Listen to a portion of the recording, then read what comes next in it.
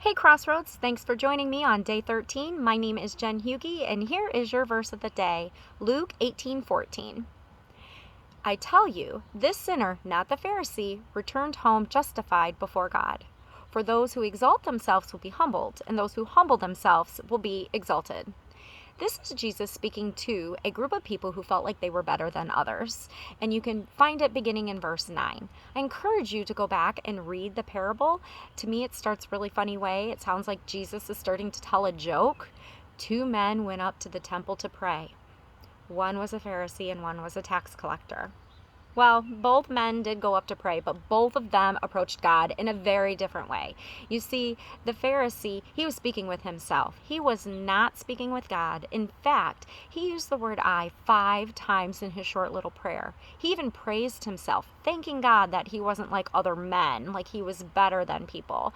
So I'm going to ask you, have you ever compared yourself? Have you fallen into that trap thinking your situation was better than someone else? I know I have. And then we have the tax collector. He just gets it. He can't even look at the heavens because he knows how much of a sinner he is. And he just beats his chest asking God for his forgiveness. He says, God, be merciful to me, a sinner. He recognized he needed God's mercy, and not by his works, not by his deeds, not by any power. None of that matters. He was instantly justified and forgiven. And the good news is that same forgiveness is available to you and me today. So I have to ask you, how do you see yourself today? Like the Pharisee or the tax collector? And how are you going to pray to God today? Remember, it comes down to God's mercy, which is tender and great.